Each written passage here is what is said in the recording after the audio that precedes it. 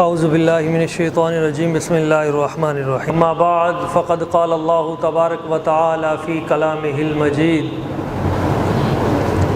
ما كان محمد ابا احد من رجالکم ولکن رسول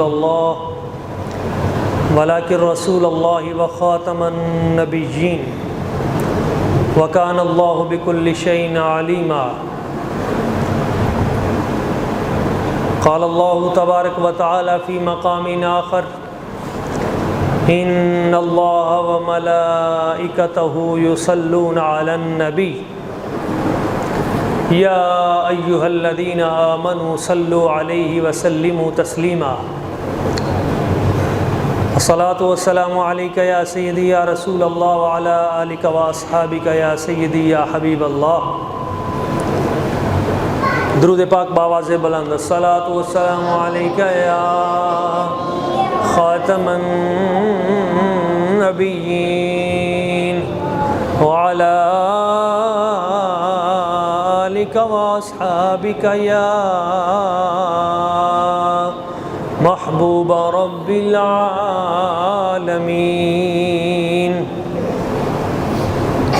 نہایت مکرم و محترم، قابل صد تکریم، عزت مآب عاشقان رسول،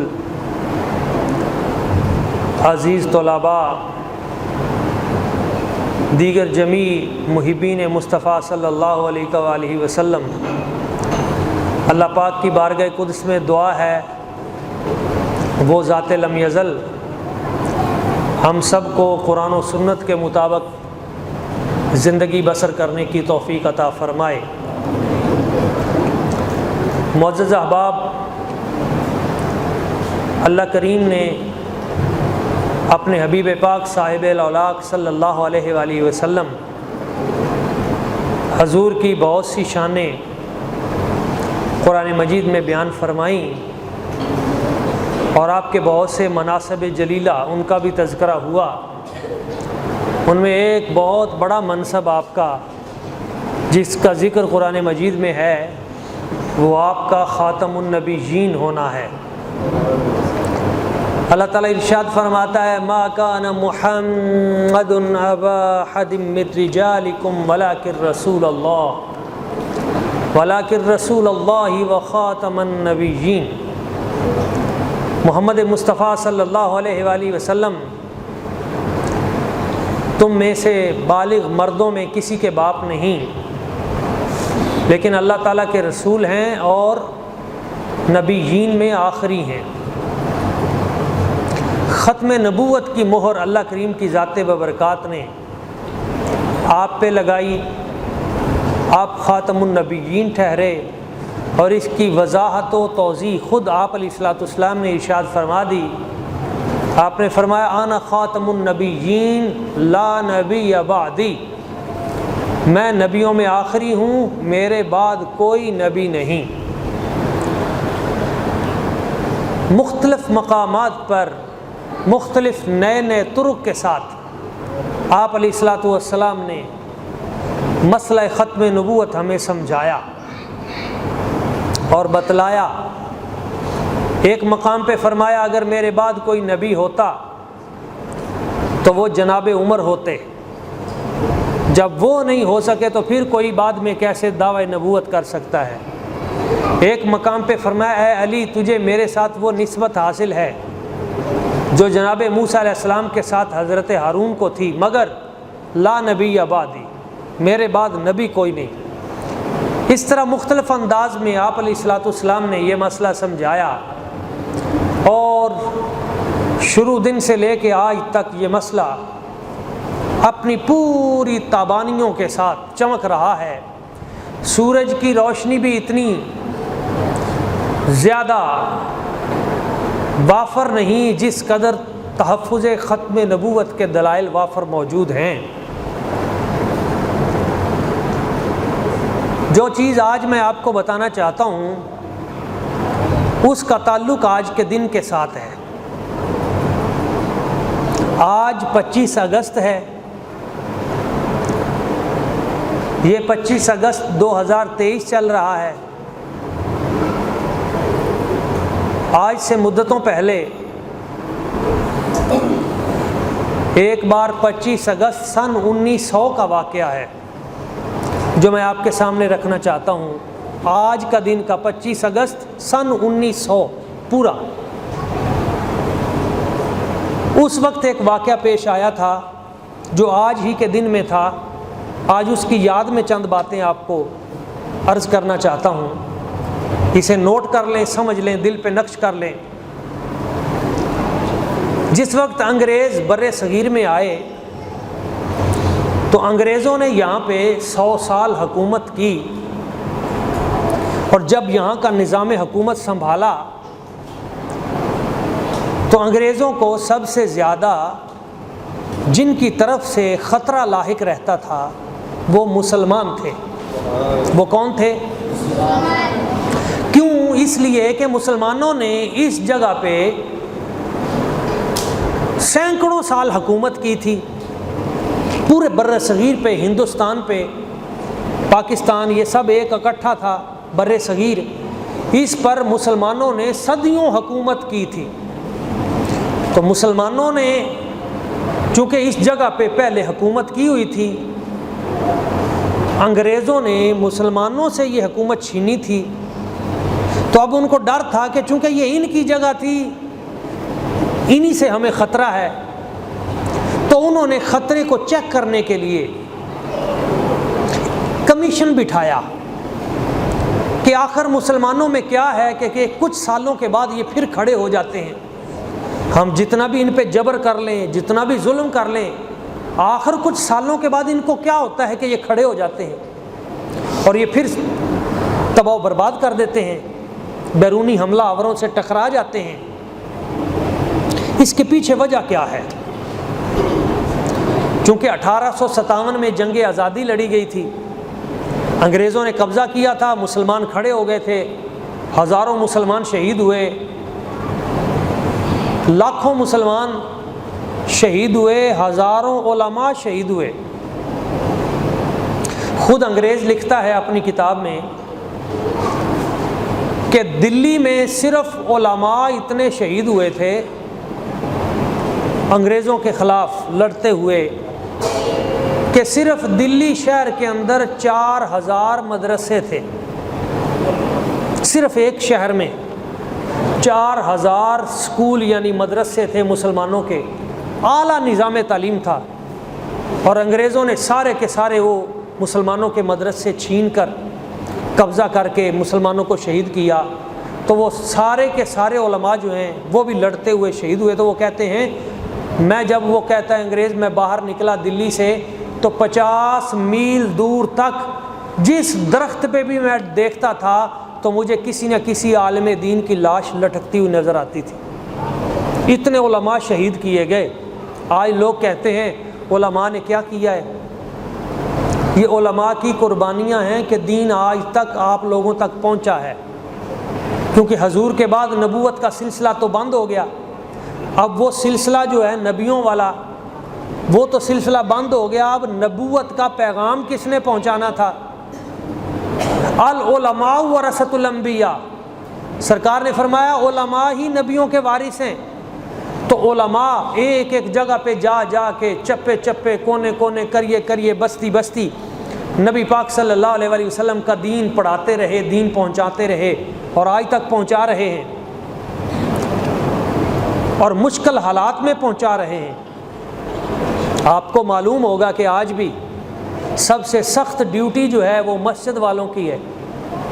آپ اسکول میں جاب کرتے ہیں، آپ ڈاکٹر ہیں، آپ انجینئر ہیں، آپ کسی مل میں کام کرتے ہیں، آپ کا ایک ٹائم ہے کہ آپ 7 بجے جائیں گے، 8 بجے جائیں گے، 9 بجے جائیں گے، 2 بجے آپ کو چھٹی ہو جائے گی۔ لیکن ابھی کوئی بھی اٹھا نہیں ہوتا، تو تہجد کے وقت مسجد کا امام اور مؤذن وہ اپنی ڈیوٹی پہ ٹائم پہ کھڑا ہوتا ہے، اور جب سب لوگ جا کے سو جاتے ہیں تو عشاء کے بعد وہ ابھی بھی اپنے مصلے پہ بیٹھا اپنے دین کی ڈیوٹی پوری کر رہا ہوتا ہے اور بے لوث کر رہا ہوتا ہے۔ تو وہ سلسلہ خیر چل رہا تھا۔ علماء پھر دوبارہ مسلمانوں کو کھڑا کر دیتے تھے، ان کے جذبے ابھار کر۔ تو تو انگریزوں نے سب سے زیادہ مخالفت علماء کی سب سے زیادہ ان کو سزائیں دیں۔ پھر انہوں نے ایک کمیشن بنایا کہ آخر پھر یہ لوگ ان کے اندر کیوں جذبہ پیدا ہو جاتا ہے۔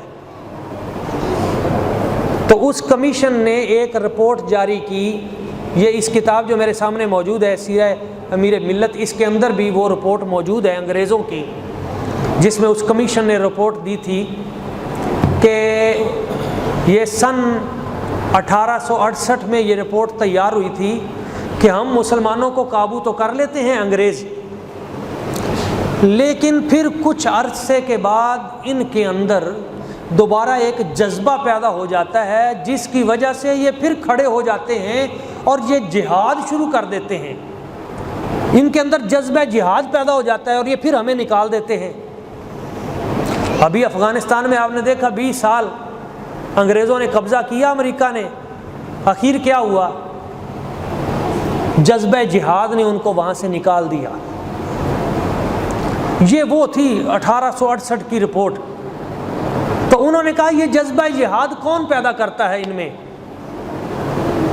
یہ کمیشن بیٹھا تو انہوں نے کہا جی یہاں کے بر صغیر کے لوگ ہماری تحقیق کے مطابق یہ اللہ کے ولیوں کے ساتھ جڑے ہوئے ہیں، روحانی مرکز ان کے بنے ہوئے ہیں، خانقاہیں، روحانی مرکز۔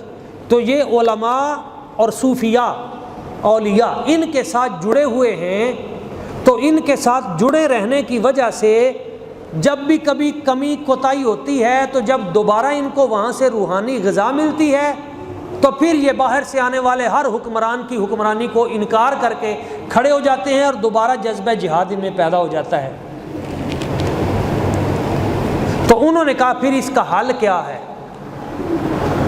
پھر جو کمیشن بیٹھا تو انہوں نے اس کا حل نکالا کہ جس طرح وہ روحانی بزرگ یہاں پہ ہیں، اس طرح ہم بھی کوئی ایسی کڑکی لگائیں، یہ پنجابی میں کڑکی کہتے ہیں، عربی میں اسے مرصاد کہتے ہیں، کوئی ایسی چلاکی کے ساتھ کوئی ایسا پرزہ تیار کریں، اس کو پہلے ہم روحانی اور پہلے اس کو عالم اور پہلے اس کو پیر اور بزرگ اور پھر جب اس کے پیروکار بہت سارے بڑھ جائیں اور بہت سارے لوگ اس کے دام فریب میں آ جائیں تو پھر ہم اس سے اعلان کروا دیں کہ جذبہ جہاد حرام ہو چکا ہے اور کسی بھی قوم کے خلاف جہاد کرنا اب منسوخ ہو چکا ہے، اوپر سے وہی آ گئی ہے، اللہ تعالیٰ نے فرمایا ہے کہ جہاد کرنا حرام ہے۔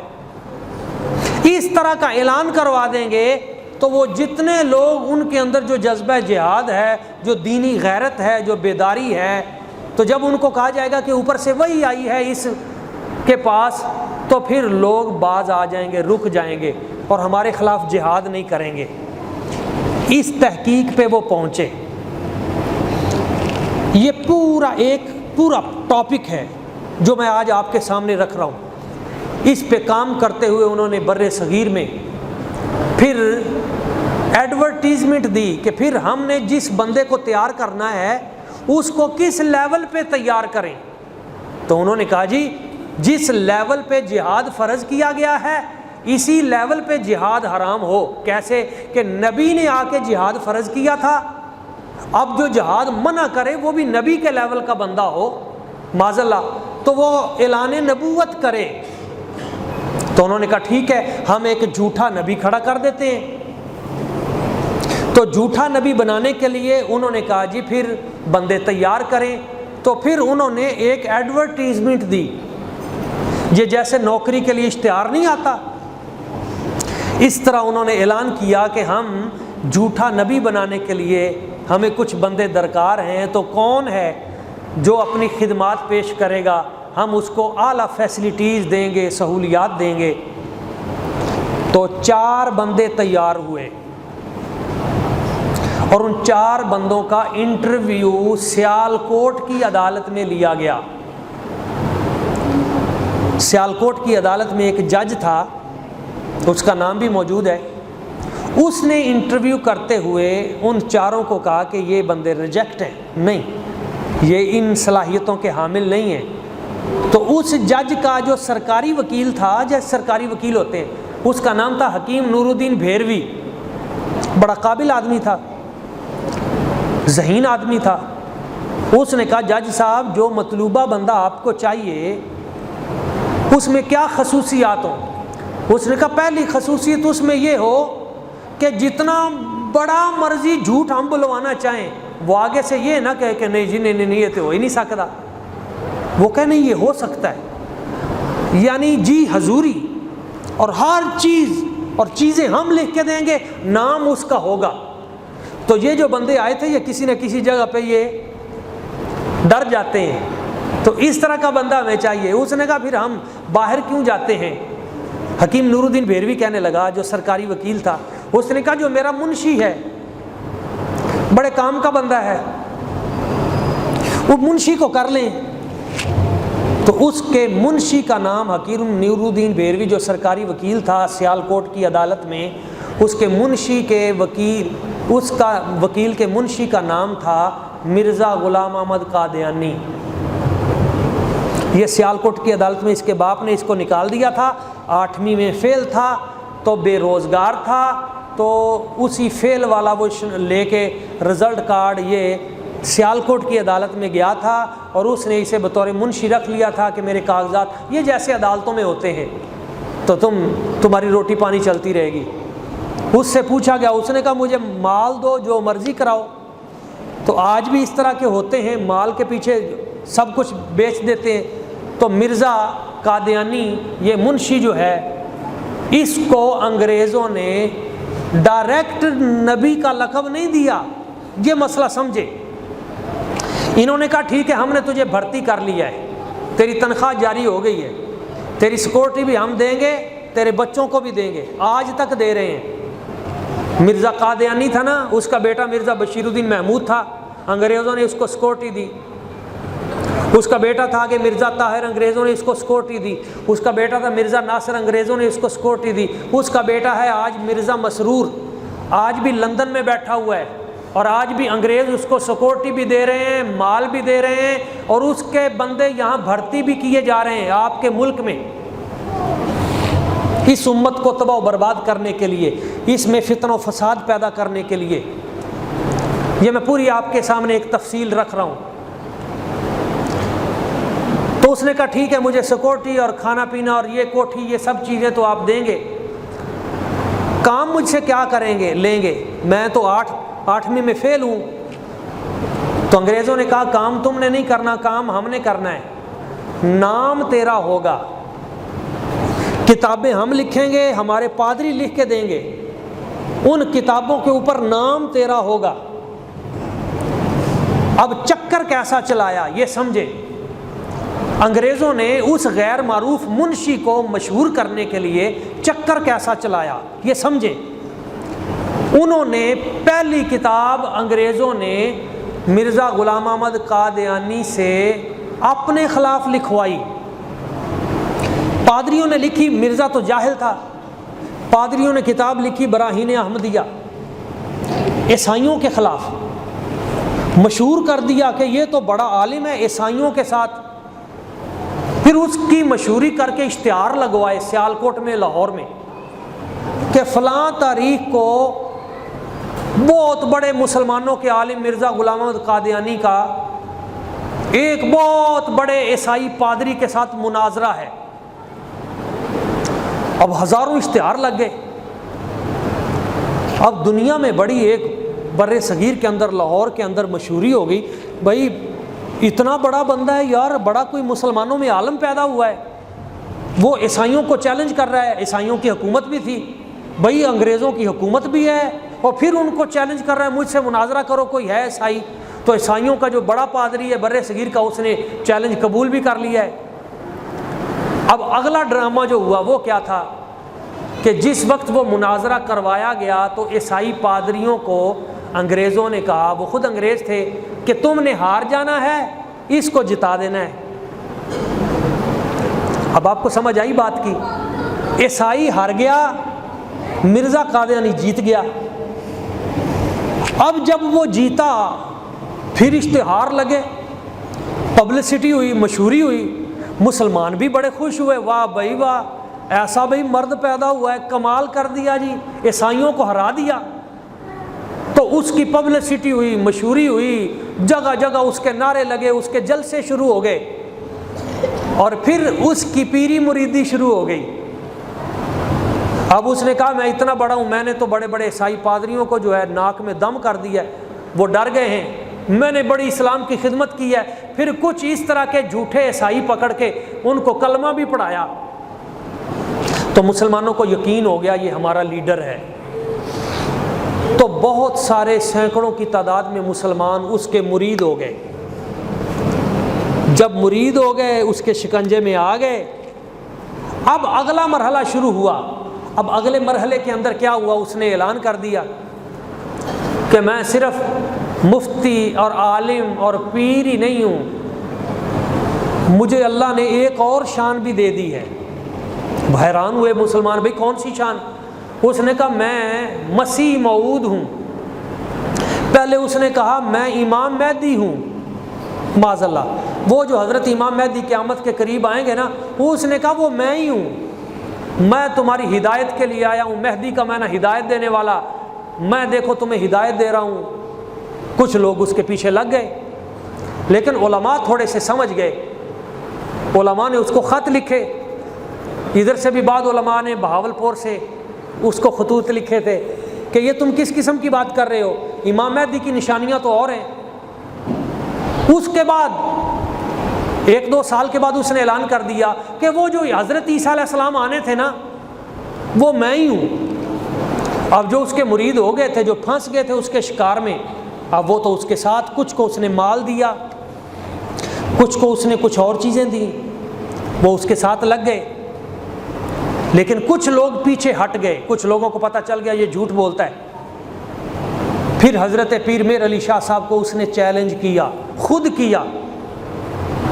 اس اگلے مرحلے کے بعد اس نے کہا اگر تم میں کوئی بڑا پیر ہے، بڑا عالم ہے، بڑا مفتی ہے، تو بر صغیر میں اس وقت جو 2 نام بڑے چمک رہے تھے، ان میں ایک نام تھا حضرت پیر میر علی شاہ صاحب کا گولڑا شیفت، ایک نام تھا حضرت پیر سید جماعت علی شاہ صاحب محدث علی پوری، اور بھی بڑے بڑے بزرگ اور آستانے تھے، حضرت میاں شیر محمد صاحب شرک پوری رحمۃ اللہ تعالی علیہ۔ تو اس نے کہا کہ ان دونوں کا بہت زیادہ اثر ہے، تو خود نام لے کر چیلنج کیا کہ مسلمانوں میں اگر کوئی بڑا ہے، کوئی بڑا میرے ساتھ آئے مناظرہ کرے۔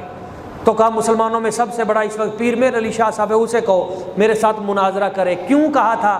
اسے پتا تھا یہ بزرگ ہیں، صوفی ہیں، حقیقی درویش ہیں، یہ مناظرے پسند نہیں کرتے ان چیزوں کو، یہ اپنے حجرے میں تسبیح درود ذکر لوگوں کو، تو یہ تو سامنے آئیں گے نہیں، میری گڈی چڑھ جائے گی۔ اس نے اس طرح کیا۔ پیر صاحب نے پہلے خاموشی اختیار کی، پھر اس نے پیر صاحب کے خلاف کتاب لکھ دی، پھر اس نے چیلنج کر دیا۔ پھر پیر صاحب اس مرحلے میں آپ یہاں سے حج کرنے کے لیے مکہ شریف گئے۔ جب مدینہ شریف پہنچے، گنبد خضرا پہ حاضری دی، تو آپ فرماتے ہیں مجھے وہاں پر حضرت حاجی امداد اللہ مہاجر مکی رحمۃ اللہ تعالی علیہ، وہ بھی اللہ کے ایک ولی تھے، صوفی تھے، وہ ملے، اور گنبد خضرا کے سامنے انہوں نے مجھے کہا شاہ جی جلدی واپس چلے جائیں، بر صغیر میں بہت بڑا فتنہ پیدا ہو گیا ہے، اور اس فتنے کا علاج اللہ کریم نے آپ کے ہاتھ میں رکھا ہے۔ پیر صاحب فرماتے ہیں مجھے جب حاجی امداد اللہ مہاجر مکی نے یہ کہا تو مجھے گنبد خضرا سے بھی حضور کا فیضان وہ نصیب ہوا، مجھے سمجھ آ گئی کہ میرا واپس جانا ضروری ہے۔ آپ فرماتے ہیں میرا ارادہ تھا میں مدینہ طیبہ میں رہوں پکا پکا، لیکن جب حکم ہوا تو مدینہ طیبہ چھوڑا۔ جب فرماتے ہیں میں یہاں پہنچا پاکستان تو نہیں تھا اس وقت، بر صغیر، تو وہاں جب میں پہنچا گولڑا شریف، تو مجھے آتے ہی پتہ چل گیا کہ مرزا قادیانی نے نبوت کا دعویٰ بھی کر دیا ہے۔ جب اس نے نبوت کا دعویٰ کر دیا تو آپ سمجھ گئے کہ اسی کے رد کے لیے مجھے بھیجا گیا ہے۔ اس وقت آپ نے اس چیلنج کو قبول کیا، اور آپ نے فرمایا مجھے تیرا چیلنج قبول ہے، بتاؤ تم مناظرے کا کہتے ہو، بتاؤ کس جگہ مناظرہ کرنا ہے۔ تو مرزا قادیانی نے کہا انہوں نے کون سا کرنا ہے؟ اس نے کہا جی ٹھیک ہے پھر اور میں۔ آپ وہاں راولپنڈی سے آئیں لاہور میں، ہم دونوں اکٹھے ہوں گے بادشاہی مسجد میں، بادشاہی مسجد کے اندر مناظرہ ہوگا اور اگست کے مہینے میں ہوگا۔ تاریخ آپ رکھیں۔ آپ نے فرمایا ٹھیک ہے اگست کے مہینے میں ہی ہوگا۔ میری طرف سے تاریخ ہے 25 اگست، یہ آج جو دن ہے نا 25 اگست، یہ آج کا دن ہے۔ اس دن سے لے کے 25 اگست آج تک ہم مسلمانوں کے دل پہ نقش ہے، کیونکہ اللہ نے اس دن ہمیں فتح مبین عطا کی تھی۔ اپنے بزرگوں کا ذکر کرتے ہوئے خوشی محسوس کیا کریں، ہمارے بزرگوں نے بڑے کام کیے ہیں، بڑے کام کیے ہیں۔ کچھ لوگ کہتے ہیں نہیں جی ہم تو اپنے بزرگوں کا نہیں کرتے۔ میں نے کہا تمہارے بزرگوں نے کچھ کیا ہوتا تم بھی کرتے، تمہارا کوئی بابا ہوتا تو تم بھی اس کا نام لیتے، تمہارا ہے ہی کوئی نہیں، ہمارے تو ہیں اس لیے ہم ان کا ذکر کرتے ہیں۔ وہ مرد حق جنہوں نے کام کیا ہے، حضرت پیر میر علی شاہ صاحب رحمۃ اللہ تعالی، آپ نے فرمایا میں نے تاریخ 25 اگست رکھ دی ہے۔ اچھا میں نے بڑا پڑھا ان کتابوں میں کہ 25 اگست آپ نے کیوں رکھی؟ آپ 24 اگست بھی رکھ سکتے تھے، آپ 26 اگست بھی رکھ سکتے تھے، 25 کا انتخاب کیوں کیا پیر میر علی شاہ صاحب نے؟ اس میں ایک بڑی بات نظر آئی بعد میں، جب میں نے آپ کے شجرہ نسب کو دیکھا، پیر میر علی شاہ صاحب آپ کے دادا پردادا اوپر چلتے چلتے تو 25ویں پیڑھی میں مجھے جو بزرگ نظر آئے، اس ہستی کا نام حضرت پیر پیراں میر میراں حضرت سیدنا شیخ عبد القادر جیلانی الحسنی والحسینی حضرت 11ویں والے پیر تھے۔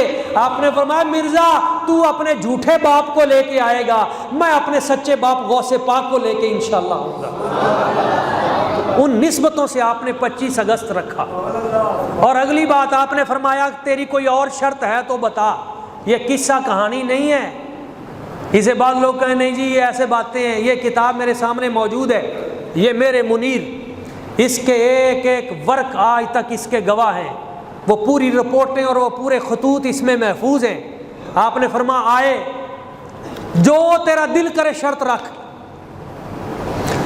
جب اس نے یہ بات سنی تو اس نے جو شرط رکھی پہلی، اس کتاب میں موجود ہے، کہنے لگا میری پہلی شرط یہ ہے، وہ پٹھان جو ہے نا خیبر پختونخوا کے سرحد کے پٹھان، وہ ساتھ نہ لے کے آنا۔ کیوں بھائی پٹھانوں سے تجھے کیا پریشانی ہے؟ کہتا وہ پکڑ لیتے ہیں تو مارتے بڑے۔ فرمایا تیرے جھوٹے ہونے کے لیے اتنا ہی کافی ہے، اور جو نبی ہوتا ہے وہ کبھی کسی سے ڈرتا نہیں ہے۔ نبی بھی بھلا کسی سے ڈرتا ہے؟ میرے مصطفیٰ کریم صلی اللہ علیہ وآلہ وسلم حضور آرام کر رہے تھے تو تلوار جو ہے کسی نے آپ کی اٹھا لی، اور وہ کافر تھا، اس نے تلوار آپ کی نیام سے نکال کر کہا اے محمد صلی اللہ علیہ وسلم اب آپ کو میرے ہاتھ سے کون بچائے گا؟ اور وہاں پہ ظاہری طور پہ بچانے والا واقعی کوئی نہیں تھا، حضور اکیلے تھے، صحرا تھا، ایک درخت تھا، کون بچائے گا؟ اس کے ہاتھ میں تلوار تھی۔ میرے سرکار ایک لمحے کے لیے بھی نہیں گھبرائے، اور حضور نے اپنا دست مبارک اٹھایا اور فرمایا میرا رب مجھے بچائے گا، میرا اللہ مجھے بچائے گا۔ حضور کی زبان سے یہ نکلا، اس کے ہاتھ کانپنے لگے اور تلوار گر گئی۔ سرکار نے تلوار اٹھا لی اور فرمایا بتا اب تجھے کون بچائے گا؟ نہ بول سکا، فرمایا کلمہ طیبہ پڑھ، تو کہہ مجھے بھی میرا رب بچائے گا۔ نبی نہیں ڈرتا۔ فرمایا چلو تیری یہ شرط قبول ہے۔ کہنے لگا جی ایسے زبانی بات نہیں کریں گے، آمنے سامنے ایسے مناظرہ نہیں کریں گے۔ فرمایا چلو بتا کیسے کریں گے؟ کہنے لگا جی وہ لکھ کر مناظرہ ہوگا، تحریر لکھ کر۔ آپ نے فرمایا چلو ٹھیک ہے مجھے تیرا یہ چیلنج بھی قبول ہے، ہم لکھیں گے، بتا لکھنا کیا ہے؟ کہنے لگا سورۃ فاتحہ کی عربی میں تفسیر کرنی ہے، 7 گھنٹے آپ لکھیں گے، 7 گھنٹے میں، ایک کونے میں آپ بیٹھ جائیں گے بادشاہی مسجد، ایک میں بیٹھ جاؤں گا۔ تو بعد میں 3 بڑے علماء جو ہیں لاہور کے، وہ چیک کریں گے دونوں کی تفسیر، جس کی تفسیر اچھی عربی والی ہوگی وہ سچا ہوگا۔ آپ نے فرمایا مجھے تیرا یہ چیلنج بھی قبول ہے، عربی میں مناظرہ ہوگا، تحریری مناظرہ ہوگا، ایک شرط میری ساتھ اور لکھ لے، یہ میرے منیر میں ہے۔ کون سی؟ قلم تو بھی رکھ، قلم میں بھی رکھ دوں گا، پھر جس کی قلم حضور کی ختم نبوت خود لکھے وہ سچا۔ اللہ اکبر۔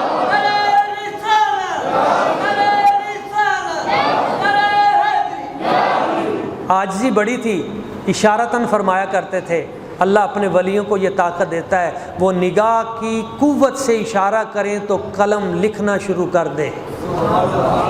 بڑے لوگوں کی عاجزی بھی بڑی ہوتی ہے، لیکن یہ مرحلہ ایسا تھا، اعلان کر دیا۔ وہ کہنے لگا نہیں جی یہ شرط مجھے قبول نہیں ہے۔ اب اس نے راہ فرار اختیار کرنا شروع کر دیا، اسے پتہ چل گیا کہ میں پھنس بری جگہ گیا ہوں۔ اب وہ کہنے لگا نہیں جی یہ نہیں، ایسے کرتے ہیں، لولے لنگڑے مریض لے آتے ہیں۔ یہ اس کا صفحہ نمبر ہے 233 مہر منیر کا۔ اس نے مقابلے کی جو پیشکش کی تو کہنے لگا لولا لنگڑا مریض ایک آپ لے آئیں ایک میں لے آتا ہوں، یا آنکھوں کا مریض آپ ایک لے آئیں ایک میں لے آتا ہوں، دونوں لٹا دیں گے اور دونوں کو لٹا کر ہم دعا کریں گے، آپ اپنے مریض کے لیے کرنا، میں اپنے مریض کے لیے۔ جس کی دعا سے جس کا مریض کھڑا ہو کے دوڑنا شروع کر دے وہ سچا۔ آپ نے فرمایا تو ایک بار میرے پاس آ جا، یہ لکھا ہوا ہے، ایک بار آ جا، مریضوں کو چھوڑ، لولے لنگڑوں کو چھوڑ، ہم لاہور کے قبرستان میں چلتے ہیں اور قبرستان میں چل کے انگلی کا اشارہ کرتے ہیں، جس کی انگلی کے اشارے پہ قبروں کے مردے کھڑے ہو کے مصطفیٰ کا نعرہ لگائیں وہ سچا ہوگا۔ چل ہم یہ کرتے ہیں، قبروں کے مردے پھر انکار اعلان کریں جس کا۔ لیکن آپ نے ساتھ ایک بات فرما دی تھی، بعد میں فرمائی۔ آپ نے فرمایا اگر مرزا میرے سامنے آ جاتا، میرے سامنے سے صرف ایسے گزر جاتا، مناظرہ نہ کرتا، صرف گزر جاتا، میری آنکھوں میں آنکھیں ڈال لیتا، میرے سامنے سے گزر جاتا، یا تو اسی لمحے زبان پہ کلمہ طیبہ پڑھ کر مسلمان ہو جاتا، ورنہ اگلے قدم پہ وہیں گر کے فوت ہو جاتا، مر جاتا اور تباہ و برباد ہو جاتا۔ نہیں آیا۔ ایک بندے نے آپ سے کہا، ایک بندہ آپ سے کہنے لگا، یہ صفحہ نمبر 234 سے پڑھ رہا ہوں۔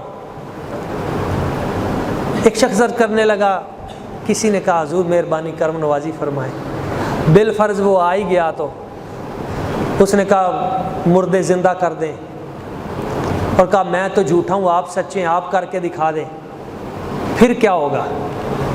یا اشارتاً کسی نے کوئی بات کر دی کہ حضرت اگر ایسا ہو جاتا تو پھر کیا ہوتا، مردے اگر زندہ کرنے پڑ جاتے۔ تو یہ جملہ آج بھی پنجابی میں لکھا ہوا ہے، یہ کتاب اردو میں ہے لیکن یہ جملہ آج بھی پنجابی میں لکھا ہے جیسے آپ کی زبان سے نکلا تھا۔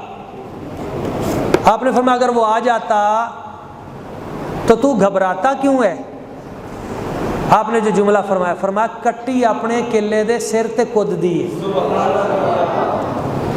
کٹی اپنے قلعے دے سر تے کد دیے۔ فرمایا یہ جملہ جو میں نے کہا تھا یہ کوئی میں نے اپنی طرف سے تھوڑا کہا تھا کہ آپ مردے زندہ کرتے ہیں۔ جب میں نے کہا تھا تو اس وقت میرا روح گنبد خضرا کی طرف تھا اور تصور میں حضور کی یاد تھی، مجھے گویا ادھر سے اشارہ کر کے کہا جا رہا تھا کہ آپ انگلی کا اشارہ کریں، انگلی کا اشارہ کرنا آپ کا کام ہے، مردوں کو زندہ کر کے دکھانا مصطفیٰ کا کام ہے۔ یہ میرے مصطفیٰ کی شانیں ہیں جو اللہ کے ولیوں کی صورت میں ظاہر ہوتی ہیں۔ بھاگ گیا، ذلیل و رسوا ہو گیا۔ اور ایک آخری بات اور سنا دوں آپ کو تاکہ ایمان تازہ ہو جائے، یہ صفحہ نمبر 251 ہے۔ نہیں آیا آپ کے سامنے، پیر میر علی شاہ صاحب نے اس وقت ایک اور جملہ فرمایا۔ آپ نے فرمایا تو کہتا ہے کہ میں عیسیٰ ہوں، جو حضرت عیسیٰ ہوں گے وہ تو جب دنیا میں آئیں گے امن قائم ہو جائے گا، تیرے ہوتے ہوئے تو کوئی امن نہیں آیا۔ جب عیسیٰ علیہ السلام آئیں گے تو وہ تو آ کے جہاد کریں گے، تو جہاد کا منکر ہے، تو کہتا ہے جہاد حرام ہو گیا ہے، کرنا ہی حرام ہو گیا ہے، انگریزوں سے لڑنا ہی حرام ہے، تو انگریزوں کا پودا ہے۔ تیسری بات جو خاص بات آپ کو بتانے لگا ہوں، یہ ولی کی شان ہوتی ہے۔ آج کچھ لوگ اللہ کے ولیوں کے ان کے مقامات کے منکر ہو جاتے ہیں، کرامات کے منکر ہو جاتے ہیں، اپنا ایمان ضائع کر بیٹھتے ہیں، اور کچھ اس قسم کے جو لوگ آج سوشل میڈیا کے اوپر ولیوں کے خلاف بکواس کرنے والے وہ بھی آ گئے ہیں کہ ولی تو کچھ کر ہی نہیں سکتا، اس کے پاس تو کوئی طاقت ہی نہیں ہے، وہ تو کوئی چیز ہی نہیں ہے۔ اور بدبختو، یہ دیکھو یہ ولیوں نے کیا کیا ہے، یہ دیکھو، یہ بات سنو۔ آپ نے جو اگلی بات فرمایا جو عیسیٰ ہے نا، سچا عیسیٰ، حضرت عیسیٰ علیہ السلام جب آسمانوں سے آئیں گے، لَإِنْ قَامَ عَلَىٰ قَبْرِي، نبی پاک صلی اللہ علیہ وسلم نے فرمایا جو سچا عیسیٰ ہوگا وہ میری قبر پہ آئے گا، میری قبر پہ آ کے سلام کرے گا، حاضری دیں گے حضرت عیسیٰ علیہ السلام۔ اور جب حضور کی قبر پہ حاضری دیں گے، مسند ابی یعلا کی حدیث ہے، حضور فرماتے ہیں ثُمَّ لَأُجِيبَنَّهُ، میں اپنی قبر سے ان کو ضرور بھی ضرور جواب دوں گا۔ میں عیسیٰ علیہ السلام کو اپنی قبر سے جواب دوں گا۔ تو فرمایا سچے عیسیٰ کی تو پہچان 1 منٹ میں ہو سکتی ہے، تو سچا عیسیٰ ہے یا جھوٹا، ایک پہچان منٹ میں ہو سکتی ہے۔ کیوں؟ مدینہ شریف چلتے ہیں، حضور کے گنبد خضرا پہ سلام کریں گے، سچا عیسیٰ ہوگا تو اس کو جواب آئے گا، جھوٹا ہوگا تو جواب نہیں آئے گا۔ لیکن آپ نے فرمایا مدینے جانا تو دور کی بات ہے۔ یہ ہے پیش گوئی آپ کی، یہ صفحہ نمبر 251 پہ موجود ہے، سیف چشتیائی میں بھی موجود ہے، ان دونوں کتابوں میں موجود ہے۔ آپ نے فرمایا مدینہ شریف جانا، گنبد خضرا پہ جا کے سلام پیش کرنا، یہ تو بڑی دور کی بات ہے۔ فقیر کا دعویٰ یہ ہے کہ تجھے ساری زندگی سفر مدینہ نصیب ہی نہیں ہوگا۔ اب جب آپ نے یہ دعویٰ کر دیا تھا کہ تجھے ساری زندگی سفر مدینہ نصیب ہی نہیں ہوگا، تو مرزا آپ کو جھوٹا کر سکتا تھا نا۔ وہ سفر کرتا، اگرچہ رستے سے واپس آ جاتا، کہتا رستے میں مشکل آ گئی ہے، پر سفر تو کر لیا ہے نا، یا مدینہ شریف چلا ہی جاتا۔ 6 سال زندہ رہا۔ اس سیف چشتیائی کے بعد پیر میر علی شاہ صاحب نے جو کتاب لکھی تھی، اس کے بعد 6 سال تک زندہ، یعنی آپ کے اس جملے کے خلاف ایک قدم بھی مدینہ طیبہ کی طرف نہ اٹھا سکا۔ اور اٹھا بھی کیسے سکتا تھا؟ اللہ کے ولی کے زبان سے جو لفظ نکل جاتا ہے، میرا رب ویسے کہ ویسی سارا کچھ کر دیتا ہے۔ اس لیے ہم کہتے ہیں ولی اللہ تے نگاہ کر کے تقدیر بدل دیں دے، لکھی لو قلم والی تحریر بدل دیں دے۔ وقت چونکہ اپنے اختتام کو پہنچ گیا ہے، حضرت پیر میر علی شاہ صاحب، آپ کی بہت ساری کوششیں ہیں۔ ایک پادری عیسائی آپ کے پاس آیا، آپ نے عیسائیوں سے حقیقی مناظرے بھی کیے۔ ایک بار ایک عیسائی پادری آپ کے پاس آیا، پیر میر علی شاہ صاحب کے پاس، آپ نے اس کی خدمت کی، کھانا شانہ کھلایا، وہ واپس گیا، واپس جا کے اس نے آپ کو بائبل تحفے میں دی۔ یہ جو عیسائیوں کی مقدس کتاب ہے، تو تحفے میں آپ کو بھیجی۔ آپ نے اس کتاب کو لے کر ایک شعر لکھا، اور وہ شعر لکھ کر آپ نے اسے واپس بھیج دی پادری کو۔ وہ شعر آپ کو سناتا ہوں، فارسی کا شعر ہے، جس کے دل میں ایمان ہوگا اس کو بڑا لطف آئے گا۔ آپ نے فرمایا ہماں شہر پرز خوباں منمو خیال ماہے، ہماں شہر پرز خوباں، سارا شہر حسینوں سے بھرا ہوا ہے، پورا ملک حسینوں سے بھرا ہوا ہے، منم و خیال ماہ، پر میرا دھیان اپنے چاند میں لگا ہوا ہے۔ آپ نے اس پادری کو کہا شہر سارا حسینوں سے بھرا ہے، پر میرا دھیان اپنے چاند پہ ٹکا ہوا ہے، مدینے کے چاند کی طرف۔ چکنم کے چشم خوش خو نہ کند بکس نگاہ ہے، میں اپنے چاند کے خیال میں مگن ہوں، کیا کروں؟ کسی خوش مزاج، میری خوش مزاج آنکھ کسی اور طرف دیکھنے کی روادار ہی نہیں۔ یہ اپنی کتاب اپنے پاس رکھو، جن کی آنکھوں نے جلوہ مصطفیٰ دیکھا ہے، وہ کسی اور کتاب کو نہیں پڑھتے، ان کے لیے کتاب قرآن مجید ہی کافی ہے۔ کسی نے کہا حضرت پیر مہر علی شاہ صاحب سے، یہ میرے سامنے موجود ہے صفحہ نمبر 433 پہ، کہنے لگے یہ لوگ فرید فرید کیوں کرتے ہیں؟ کسی نے کہا یہ بابا صاحب پیر میر علی شاہ صاحب سے، جی ہم پاک پتن شریف آئے ہیں، ادھر دیکھا ہے لوگ کہتے ہیں حق فرید یا فرید، حق فرید یا، یہ فرید فرید کیوں کرتے ہیں؟ آپ نے فرمایا یہ تو قرآن پہ عمل کرتے ہیں۔ تو کہنے لگا حضور یہ کہاں لکھا ہوا ہے قرآن پہ عمل کرتے ہیں؟ فرمایا یہ قرآن میں لکھا ہوا ہے، رب فرماتا ہے فَاذْكُرُونِي أَذْكُرْكُمْ، تم میرا ذکر کرو میں تمہارا ذکر کروں گا۔ فرمایا بابا فرید نے ساری زندگی اللہ اللہ اللہ اللہ کیا، اللہ کریم نے ہر زبان پہ بابا فرید کا نام حق فرید یا فرید جاری کرا۔ آج ان ولیوں کا نام اس لیے لیا جاتا ہے، ان بزرگوں کا نام اس لیے لیا جاتا ہے، انہوں نے ساری زندگی اللہ اللہ کہنا نہیں چھوڑا۔ اللہ نے فرمایا تم نے میرا نام میرا تذکرہ نہیں چھوڑا، میں لوگوں کی زبانوں پہ تمہارا تذکرہ کبھی ختم نہیں ہونے دوں گا۔ تو ان کریموں کے تذکرے جاری ہیں۔ آج 25 اگست ہے، اور 25 اگست کو پیر مہر علی شاہ صاحب نے مرزا قادیانی سے یہ مناظرہ جیتا تھا۔ 25 اگست، 26 اگست، 27 اگست، 28 اگست، 29 اگست تک، 30 تک آپ شہر لاہور بادشاہی مسجد میں رہے تھے، اور آپ کے بیانات جاری رہے تھے، اور لاکھوں لوگوں کے ایمان سیدھے ہو گئے۔ ان ولیوں نے ہمارے ایمان کو بچایا ہے۔ اللہ تعالیٰ ان کی قبروں پہ کروڑا رحمتوں کا نزول فرمائے، اور ہمیں انہی ولیوں والی صف میں اللہ تعالیٰ رکھے، اور ان کے سایہ کرم میں رکھے، ہر فتنے سے ہمیں محفوظ فرمائے۔ آمین۔ وما علینا الا البلاغ المبین۔ سنتیں ادا فرما دیں۔